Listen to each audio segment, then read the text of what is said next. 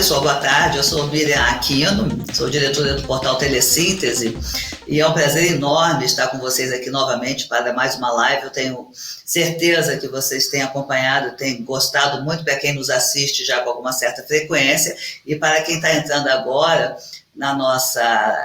nesse talk show. Eu acredito que vocês vão se interessar bastante pelo tema que a gente está trazendo hoje. Nós vamos tratar do Edge Computing e a gente faz uma pergunta bem instigante, que é como é que o Edge Computing muda os negócios dos provedores regionais. E para ajudar a gente a avançar nesse tema, saber as respostas dessa questão, a gente traz aqui hoje o Francisco Santana. Ele é líder global de marketing para o segmento de provedores da Ciena. Fala um pouquinho dele. O Francisco é engenheiro de telecomunicações com mestrado em sistema de comunicações. E ao longo de seus 20 anos trabalhou em diferentes operadoras de telecom, gerenciando equipes de marketing, produtos, projetos, inovação e desenvolvimento de negócios. Bem-vindo, Francisco. Francisco é que vai conduzir os nossos debates aqui por esse tempo. E ele vai estar ao lado de Diogo Giulidori. Ele é diretor de plataforma e portfólio marketing da Equinix, nas Américas. Bem-vindo, Diego.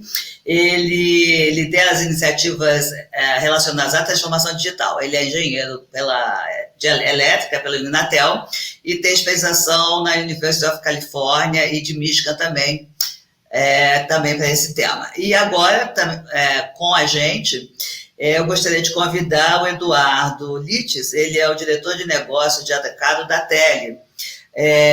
Ele já teve passagem por outras operadoras de telecomunicações, como TIM, Oi, Intelig e BR Digital. É também engenheiro elétrico, com ênfase em telecomunicações pelo ERJ, e tem MBA em gestão de negócios pela instituição. Obrigado, Miriam. Boa tarde a todos. Mais uma vez, obrigado pelo convite, pela oportunidade, e obrigado a vocês todos por se dedicarem seu tempo para nos ouvir. Bem-vindos ao nosso painel sobre Edge Computing e os provedores regionais. Eu, como a Miriam falou, sou Francisco Santana, da área de soluções de mercados da Ciena. Eu vou moderar esse painel com os nossos ilustres convidados, o Diego e o Eduardo. A nossa discussão hoje é sobre o que está acontecendo com a nuvem e com a infra de computação, que está cada vez mais sendo empurrada para a borda das redes, para próximo dos usuários, e como que isso muda o negócio dos provedores regionais. Quais são as novas oportunidades, ameaças e o que os provedores podem fazer a respeito disso tudo. Para nos ajudar a entender essa dinâmica de mercado, a gente vai contar com a visão da Tele, representada pelo Eduardo Lites. A Tele traz duas visões valiosas para essa discussão, já que ela é tanto um provedor regional no Nordeste, quanto uma operadora parceira de outros provedores regionais e operadoras, dado que eles fornecem capacidade através da sua rede, indo até o Sudeste, E a gente vai contar também com a visão da Equinix, representada pelo Diego Giulidori. A Equinix, que é um outro elo muito importante desse ecossistema, que é o lado da infraestrutura computacional, e vai enriquecendo essa discussão com a visão de uma operadora global de data center, que já vem vivendo intensamente essa dinâmica de migração de workloads para a nuvem, que é o que envolve o Edge Computing, E dessa nuvem ser cada vez mais distribuída para as bordas da rede. A gente vai começar tentando caracterizar melhor o que é Edge Computing, o que tem de novo, o que tem de já conhecido nesse movimento e por que tudo isso está acontecendo agora. Então, trabalhando um pouquinho os conceitos para a gente nivelar o entendimento do que a gente está falando, dado que tem várias visões diferentes sobre o que é Edge Computing. Esse é um movimento global, ele está impactando mercados no mundo todo. Os analistas de mercado estão apontando uma expectativa de que daqui a alguns anos a gente vai ter 5 vezes mais pequenos data centers regionalizados na borda, próximos da ponta, do que esses grandes data centers que a gente tem centralizados hoje. Nos últimos 10 a 15 anos, a computação em nuvem concentrou a capacidade computacional nesses gigantescos data centers. Isso viabilizou um ganho de escala sem precedentes, um ganho de escala que a gente nunca tinha visto antes, com um novo patamar de custo, de flexibilidade, de confiabilidade. Só que a nuvem está consolidada, continua muito importante, vai continuar muito importante, mas com essa nova geração de aplicações de automação do mundo físico, de máquinas orquestradas em tempo real, usando inteligência artificial para tomar decisões imediatas, a gente passa a ter uma nova categoria de casos de uso para os quais essa nuvem muitas vezes está longe demais. Né? O tempo que se leva para acessar o nó de computação da Amazon, do Google, da Microsoft, num data center principal deles, para processar um comando e retornar essa informação para a ponta, pode ser longo demais se a gente está falando da resposta de uma máquina que precisa responder a um evento em poucos milissegundos, né? E várias outras aplicações dessa natureza. Centenas de milissegundos não funciona, não é suficiente para essas situações. E muitas vezes vai ser necessário a gente ter computação na premissa do cliente, no ambiente corporativo, ou em um mini data center muito próximo desse ambiente, viabilizando latências muito baixas para essa informação ir até o centro de computação e voltar para uma máquina, voltar para uma decisão de automação na ponta. É isso que está envolvido, isso que motiva o movimento do Edge Computing. Então, para começar a explorar esses conceitos e as implicações que esses conceitos têm no mercado brasileiro, eu queria começar convidando o Diego. Diego, a localização da borda, né, quando a gente está falando de computação de borda, edge computing, o que é a borda? Onde fica a borda? Nessa localização da borda é um conceito relativo. Ele depende da aplicação que a gente está falando, da dispersão, do volume de banda do mercado. Como é que você vê esse aspecto de onde fica a borda da rede, desde uma visão global da Equinix até a realidade do mercado brasileiro que você conhece bem? Opa, Francisco. Bom, primeiramente, agradecer aí o convite, é uma honra participar desse bate-papo aqui com vocês. Boa tarde aí para o Litz também, boa tarde para a Miriam, pessoal da Telesíntese e todo mundo que está assistindo aí. É isso mesmo, assim, você tá correto, Francisco. Quando a gente está falando de edge computing, eu acho que é muito natural quando a gente está falando de um conceito, né, da gente ter diversas interpretações em cima do conceito. Assim como a gente falava lá de cloud também, com edge computing ele não é diferente, né? E quando a gente está falando de edge, a gente está falando de cada vez mais próximo da borda e o quão próximo isso é. Mas por que é relativo essa questão do edge computing hoje? Quando a gente falava antigamente nas nuvens que estavam disponíveis, a gente falava muitas vezes naquelas que estavam disponíveis, era uma por região. Então tinha uma em Américas, então ficava a maior parte delas concentrada nos Estados Unidos, outra na Europa, outra na Ásia, e experimentava-se ali uma latência muito grande, na casa aí de muito mais de 100 milissegundos. E os provedores identificaram o quanto eles precisavam chegar mais próximo dos clientes. Já tinham aplicações que faziam com que esses provedores precisassem entregar realmente uma performance diferente para os clientes, e a demanda cada vez crescendo mais. E com isso, realmente, esses provedores começaram a chegar mais próximo. Então, quando a gente fala hoje, principalmente falando de Brasil, hoje a gente tem realmente as nuvens já locais. A maior parte dos provedores globais, eles já estão locais, já estão disponíveis locais, e por isso a gente já tem acesso não mais na casa de 100, aí de 100 milissegundos para cima, mas com latências muito, muito mais baixas. Mas é claro, até como você falou, Francisco, tem aplicações que vão requerer realmente uma latência ainda menor. A gente usa-se ainda muito o conceito de proximity quando a gente fala, por exemplo, do mercado financeiro, que aí a gente está falando de baixíssima latência. E para algumas outras aplicações também vão se usar isso. Então, sempre vai ser relativo com aquela aplicação, com como você vai utilizar essa aplicação, o que vai requerer, para justamente saber onde está. E dentro desse ecossistema que a gente fala, né, hoje, dentro da Equinix, por exemplo, a gente acabou construindo realmente um ecossistema muito grande com todos esses provedores, sejam eles provedores de cloud, mas provedores de outros serviços que estão disponíveis ali dentro da Equinix também, com uma latência bem baixa, mas com um desafio muito grande quando a gente fala de Brasil. Porque no Brasil a gente tem um país de dimensões continentais. Então, como que a gente vai conseguir atender?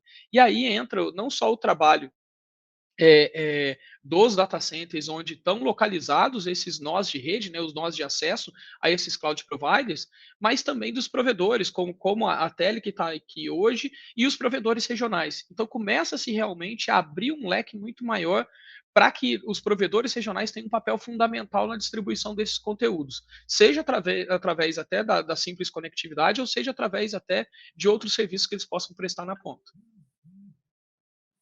Muito bem, obrigado. Ainda no campo da conceituação do Edge Computing, eu queria discutir um pouco as demandas e as fases de evolução do Edge Computing, né? muita gente identifica como a primeira fase, o primeiro movimento de levar a computação para a ponta, veio com o CDN, né? As redes de entrega de conteúdo, basicamente o caching, né? Empurrar os vídeos mais assistidos ou os updates de software mais populares para servidores mais próximos dos usuários. Isso já é bem conhecido, bem dominado. Olhando para frente, a gente vê também um conceito de telco cloud, né, com a virtualização, com 5G vindo, mais RAM virtualizada, né, redes de rádio virtualizadas e a própria virtualização de workload de telecom, mais demanda por computing nas estações das redes de telecom. Né? E olhando ainda mais para frente, a gente tem essa grande promessa da demanda corporativa com as aplicações de automação de baixíssima latência. Eu queria pedir para o Eduardo trazer um pouquinho para a gente a visão de como que essa evolução da demanda por edge computing está acontecendo dentro do contexto da realidade brasileira, dado que a Tele já tem uma boa experiência, já conhece como é que todo o desafio de CDN está acontecendo nas regiões e está acontecendo com o mercado de provedores regionais. Então, como é que você vê o mercado evoluindo para edge computing no Brasil? Primeiramente, aí, agradecer, né, o convite da Telesíntese, Siena, a satisfação também de dividir aí o painel com um grande amigo, Diego.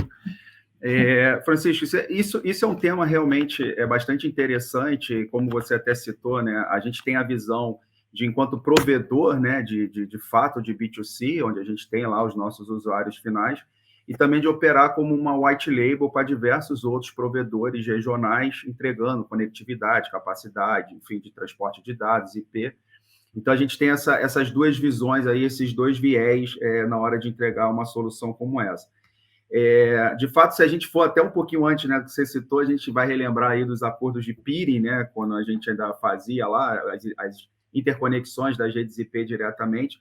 De fato, o CDN já trouxe uma experiência para o usuário um desempenho bastante significativo, né? Um diferencial de você ter esse conteúdo armazenado diretamente nos seus servidores. Mas como o próprio, corroborando também aí com o que o Diego falou, né? Apesar de ser um clichê já nosso, mas o Brasil, de fato, né? Essas dimensões continentais que a gente tem no nosso país, requer uma necessidade de trazer esse conteúdo mais para perto dos usuários finais. Não à toa, os provedores regionais têm tido um papel de destaque, né, importantíssimo para, de fato, você fomentar a banda larga no Brasil. Então, onde as grandes operadoras não chegam, eles suprem aí essa lacuna de forma bastante satisfatória. E também tem essa necessidade de trazer os seus conteúdos para mais perto dos seus usuários, né?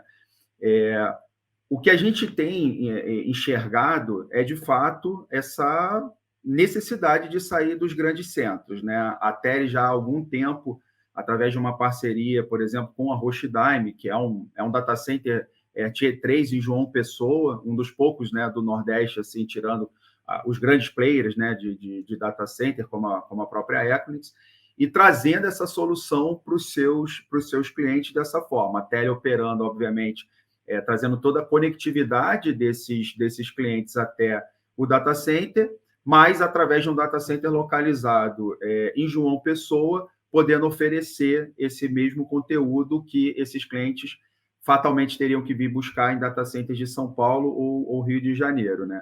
A gente já teve experiências, por exemplo, de clientes, como você mesmo citou, né, a Tele avançando para a região sudeste. A gente iniciou uma operação, por exemplo, em Vitória e fomentando um acordo com o cliente em Vitória. O impeditivo foi exatamente a latência. A Tele ela tem o CDN da Apple, por exemplo, é uma das poucas do Nordeste que detém esse CDN da Apple. E a gente estava fazendo uma oferta de solução para levar esse conteúdo da Apple para um cliente, e uma latência de 40 milissegundos já foi um fator impeditivo para a gente avançar. Então, de fato, a gente busca essa descentralização desses conteúdos. Ele tem alguns movimentos de POPs próprios em que a gente carrega algum desses conteúdos para fazer essa oferta de fato como um edge compute, né? De fato como um conteúdo na borda, mais próximo para os seus clientes. Mas existem, obviamente, diversos desafios aí no nosso ecossistema e algumas barreiras aí que a gente ainda enfrenta. mas acredito que é um mundo sem volta, né? Como você mesmo citou, até das torres 5G, a questão da virtualização dessas funções de rede, você reduz custo e também a questão da latência, podendo oferecer novos serviços. Então, assim, dentro desse contexto, a gente acredita realmente que essa descentralização dos data centers vai ser um fator muito importante para o sucesso do Edge Computing no Brasil, né? Legal, muito bom. Eu vou agora trazer vocês dois para a conversa e pegando o que você falou do papel das operadoras e dos provedores empurrarem esse conteúdo, né, carregarem esse conteúdo, transportarem mais para a ponta, eu vou tentar discutir com vocês um conceito aqui de onde que vem o valor do Edge Computing, né? Quando a gente lê o que os analistas estão escrevendo e mapeando sobre a dinâmica de mercado do Edge Computing, eu vejo sempre 3 dimensões que são destacadas como potenciais geradores de valor, né? A primeira é a conectividade, para ligar essa infraestrutura de computação, né, esses mini data centers, o que quer que seja, até os macro data centers, né? Então, para a levada do data center central até a ponta, esse conteúdo, conectividade que já é o business das operadoras e provedores, né? O segundo é o computing, que é fornecimento dessas plataformas de computação, de edge cloud, né, de plataformas de nuvem dispersas pela ponta. E o terceiro, que é a infraestrutura para hospedar essas plataformas, né, que pode vir desde um data center até a infraestrutura de uma sala de comunicação de um operador que pode estar apta a hospedar algum banco de servidores na ponta. Eu queria trazer primeiro o Diego. A Equinix tem experiência em todas essas frentes, né? Vocês estão no negócio de comunicação, de infraestrutura, de computing, mas como que você vê o papel dos provedores regionais? Aonde que tem oportunidade, aonde que está muito longe, eles devem focar só em conectividade, eles podem explorar alguma coisa em infraestrutura. De forma geral, como é que você vê essas alavancas de geração de valor contribuindo para o negócio dos provedores regionais? Francisco, realmente a pergunta é ótima, tá? Que quanto mais a gente vê essa digitalização dos negócios acontecendo, né, mais a gente enxerga que as oportunidades vão se abrir para os provedores regionais. Só que quando a gente fala de conectividade basicamente ela já é o feijão com arroz, né? O que os provedores regionais já fazem. Mas eu colocaria, né, nessa conta aí mais um ponto que seria se tivesse conectividade realmente para destinos ou aplicações efetivas, né? Então, assim, começar a entregar capacidade para cliente final não é algo novo, mas conectar a uma nuvem ou conectar uma aplicação específica que está rodando dentro de uma nuvem pode já começar a agregar valor que hoje os clientes estão percebendo mais. Então, conectar direto a um CRM, ter o monitoramento dessas conexões de uma forma diferente. Então, isso começa realmente a adicionar algo que já é feito, mas com uma embalagem diferente, né? Com uma roupagem diferente, que o cliente vai perceber esse valor no final, porque a gente está falando de uma aplicação direta que ele faz a utilização. Um outro ponto que a gente fala também é do fornecimento da infraestrutura local em si. Ele é uma grande oportunidade também.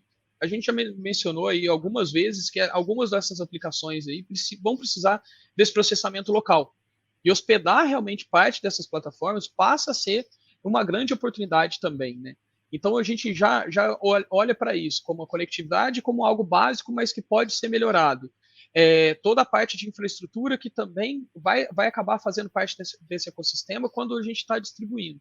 E a parte dos serviços propriamente dito, que é vamos chamar assim de cloud computing, né, mas dos serviços de TI que estão sendo entregues, cada vez mais vai se abrir uma possibilidade desses provedores regionais, deles poderem ter uma parceria muito mais próximas com esses provedores de TI, vamos chamar assim, né, ou numa linha mais de negócio, para poder funcionar como uma ponte, né, para aquisição desses serviços, uma vez que os provedores são realmente tem uma capilaridade muito maior para chegar realmente na ponta lá no cliente final. Agora, um fator que eu queria ressaltar como um grande diferencial em qualquer que seja o serviço que seja criado é a parte de automação. Então, assim, cada vez mais a gente vê uma demanda crescente por serviços que sejam mais cloudificados, né? Ou seja, assim, que sejam consumidos em tempo real, que sejam sob demanda e que seja automatizado.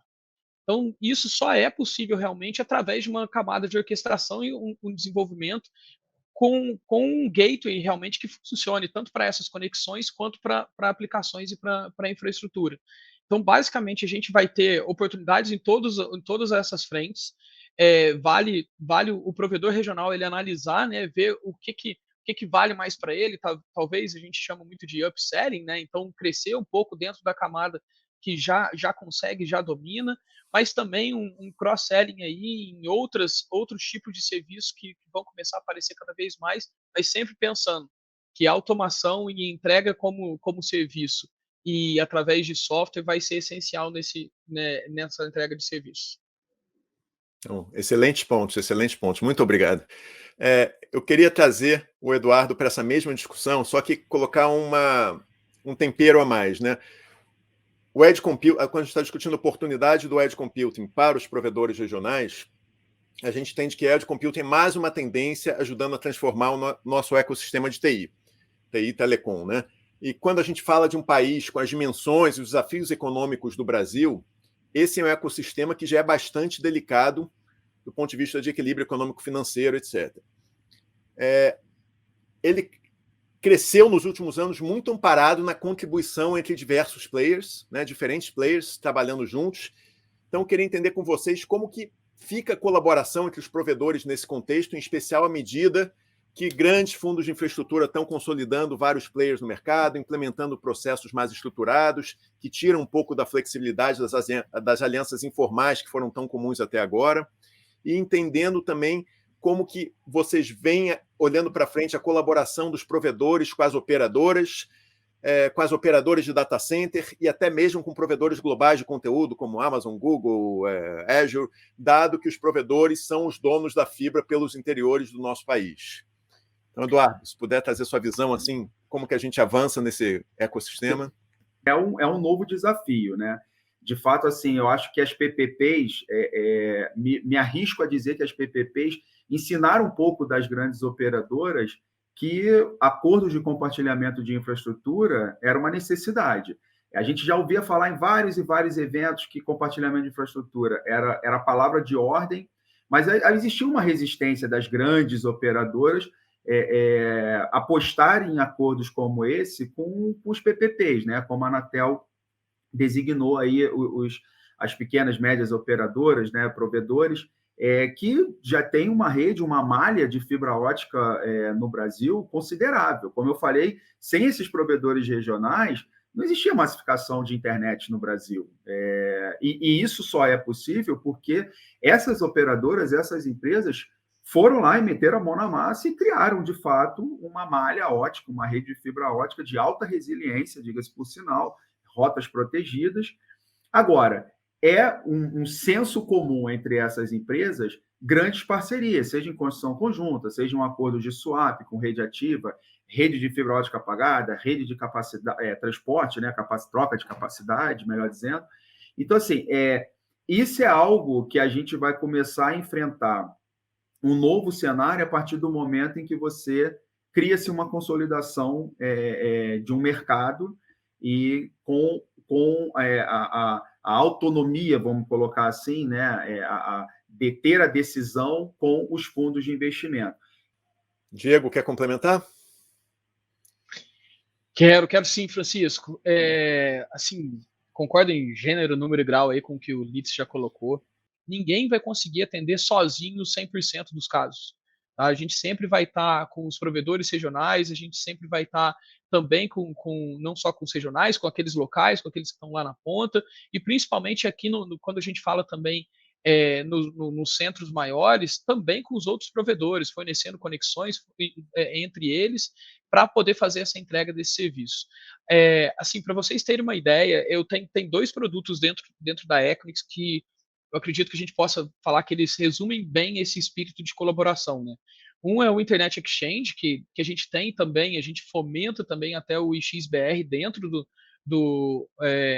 da Equinix, e a gente tem também o Internet Exchange para funcionar junto, complementar a iniciativa hoje do IXBR, e também o Equinix Fabric, que acaba sendo realmente o lugar onde todo mundo pode se encontrar e se conectar. E isso a gente começa a falar, antigamente a gente falava de conexões que seriam só físicas, né? Todos esses parceiros falando de uma forma que seria física, para chegar a conexões virtuais, facilitando ainda mais essas conexões. até um pouco do que o Litz falou, antigamente existia uma resistência, existia muito mais esses limites, esses muros eram criados, e a gente acredita que quanto mais a gente vai evoluindo, essas pontes, a Equinix acaba servindo como ponte, a própria Tele, para todos esses provedores se falarem, seja com serviços de computação de nuvem, seja com a parte de conectividade, seja com conteúdo, por exemplo, mas que essas plataformas realmente comecem a servir como aí uma grande ponte para que essa colaboração aconteça cada vez mais. Ótimo, excelente. Muito obrigado. Se você me permite, só para fazer um fechamento desse tema, um ponto importante que o Diego tocou, né? E quando a gente fala no ecossistema de Edge Computing, tem lá a caixinha separada dentro desse ecossistema para o last mile, né? O famigerado last mile que a gente já cita por diversos anos. E ele ainda vai ser uma realidade, inclusive, para esse tipo de serviço, né? Então, de fato, esse conceito, né? Essa estratégia colaborativa que o Diego citou, vai ser muito importante. Assim, há associações que fazem isso muito bem.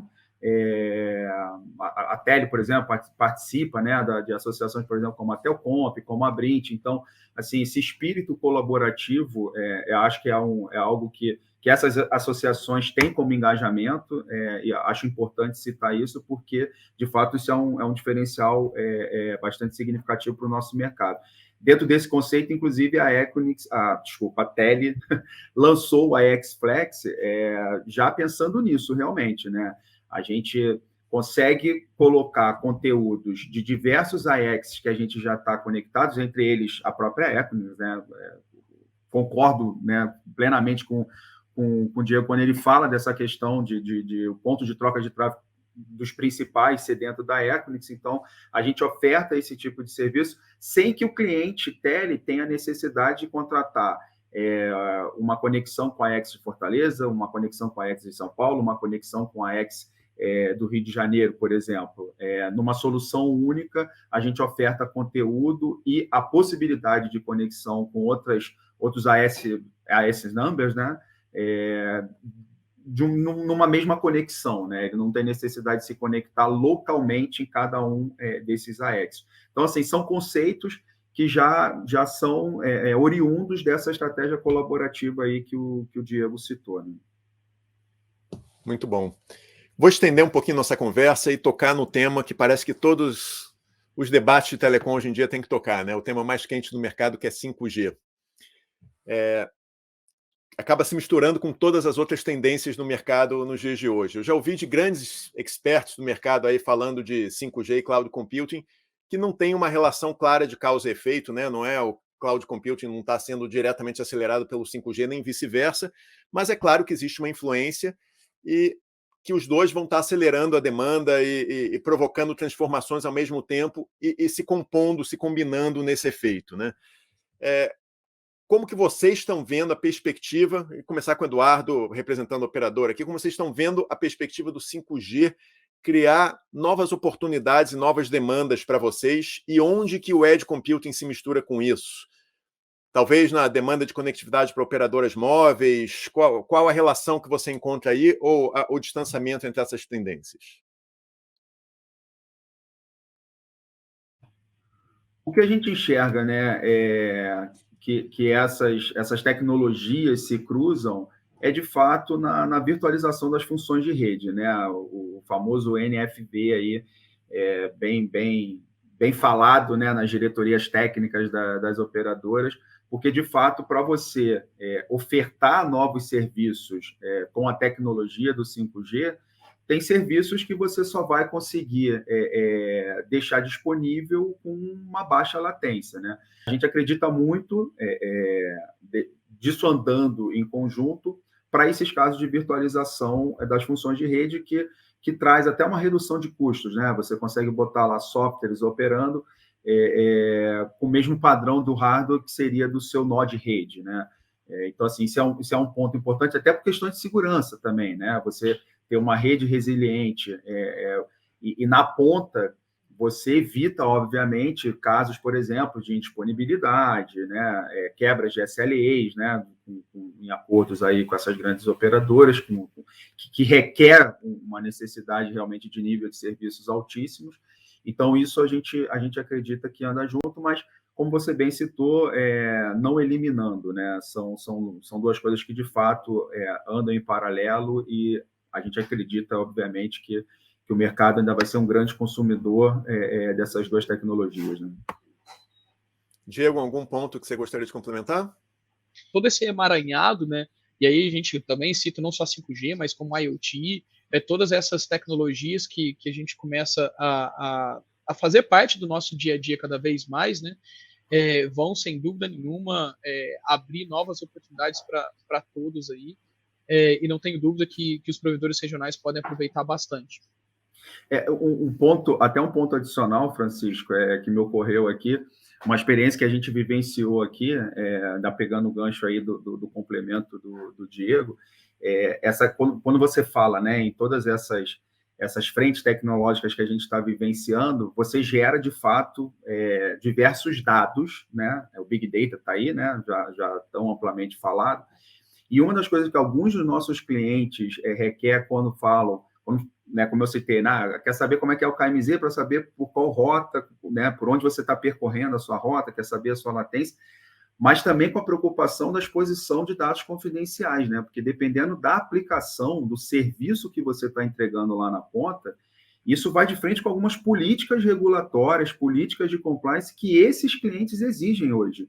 Então, assim, quando o entendimento da sua rede e levar, obviamente, essa solução para a borda, né, como o Edge Computing tanto se presta a fazer, você reduz, obviamente, essa exposição de dados confidenciais, que, de fato, em alguns casos, vai realmente contra uma política regulatória do cliente. Então, assim... Inclusive, esse é um dos drivers. A gente sempre fala muito da baixa latência como driver para computação de borda, né? Mas a segurança, o controle dos dados, né? A soberania de dados também é um outro driver para isso que é notável também, né? Eu queria conduzir a nossa conversa para um fechamento, nosso tempo está acabando, né? E a gente falou de uma série de tendências, de impactos no mercado de edge computing, mas como que a gente consegue convergir para que os provedores regionais podem e devem fazer para transformar essas tendências em oportunidade e mitigar as ameaças, né? Em termos concretos, quais são as recomendações? De repente, a gente pode focar um pouco mais a conversa na rede, né? Que é a essência do serviço de telecom.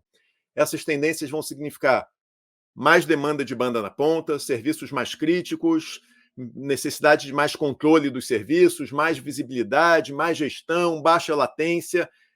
Colocando isso tudo junto, qual é o caminho de evolução e amadurecimento de rede para esses provedores regionais se posicionarem para poder captar e disputar essa demanda futura da forma melhor possível? Queria ouvir a visão de vocês, dado que os dois têm redes já maduras, já têm investido bastante nessa visão de ter uma rede carrier class, que se diferencia, que entrega serviço com qualidade, que tem manutenção. Como é que vocês estão vendo isso impactando esses provedores para se prepararem para essa tendência? Vou iniciar aqui. O Diego tem, obviamente, a solução mais madura, né? Assim, de início, existe uma variável importante, né, em toda essa discussão, que é a variável financeira, né, Francisco? É algo que uma empresa como a Equinix também, o Diego, obviamente, tem lá os seus business plans para tomada de decisões do que fazer, né? Para o caso dos provedores regionais tornarem isso oportunidade de negócio, tem que se ter uma preocupação daquilo que você vai ofertar, né? Então, quando a gente fala em armazenar servidores de conteúdo, isso requer um mínimo de requisitos técnicos e operacionais na montagem, não vou nem chamar de data centers, mas eu usava muito a expressão de data carriers, porque você tendo POPs com o mínimo de uma infraestrutura, você consegue atrair grandes players para colocar, para, de fato, você fomentar essa descentralização do conteúdo desses grandes centros. Mas, obviamente, isso requer uma análise financeira, né, do que financeiramente é viável para esses provedores. Muitos deles, né, têm um cobertor curto, então, numa tomada de decisão de eu vou investir mais em ONU e OLT para ter mais home pass para trabalhar, ter uma gama maior de clientes para atender, ou criar essas infraestruturas de data care, de data center, enfim. Então, assim, existe essa variável financeira muito importante. Mas o que eu vejo, né, dos provedores regionais tornarem isso de fato como oportunidade de negócio é colocar no mínimo de requisitos técnicos e operacionais para a montagem desses ecossistemas, né, dessas infraestruturas, e tornar isso disponível para o mercado, seja ele para os grandes provedores de conteúdo, seja ele para global carriers, que tenham necessidade também de estar mais próxima a seus clientes. Estou citando até as global carriers porque, obviamente, as operadoras nacionais têm uma gama maior, né, de POPs, né, de sites que permitem esse tipo de conexão, mas acredito que essa necessidade de manter um requisito técnico operacional mínimo aceitável para o mercado é o ponto aí de partida para esses provedores regionais. E Diego? Boa, Litz. Assim, a primeira coisa que eu falaria nesse caso é simplificação, tá? Assim, cada dia que passa, a gente sabe que a tecnologia vai evoluindo e às vezes a gente vai passando até, vamos dizer assim, um problema para o cliente final, né? E vai exigindo com que ele entenda toda a parte da tecnologia por trás disso. Então, é uma sopa de letrinhas muito grande que às vezes ele não tem realmente necessidade. Então, acredito que quanto mais hoje a gente simplificar o modo de se consumir os produtos que a gente está vendendo, né? Isso vai num caminho que vai facilitar, com certeza vai facilitar essa adoção cada vez mais de novos serviços. E assim, eu vejo ainda um espaço muito grande para poder agregar valor às soluções de conectividade. Conversando com clientes, hoje a gente tem grandes clientes hoje que acabam consumindo conectividade com a gente, e a gente vê um espaço para oferta de serviços em cima disso muito grande. E quando a gente está evoluindo com que a conectividade está ficando cada vez mais crítica para esses clientes, né? Então, quanto mais isso vai crescendo, mais vai exigindo com que a gente entregue serviços de uma forma diferente para eles.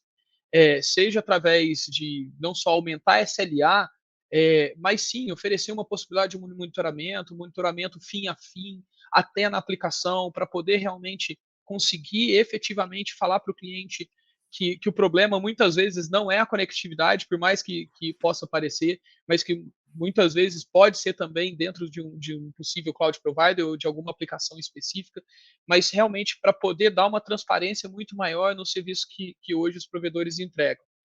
Não consigo não falar sobre sob demanda, não consigo não falar sobre self-service, porque para mim todos esses produtos hoje passam realmente por esse processo de cloudificação.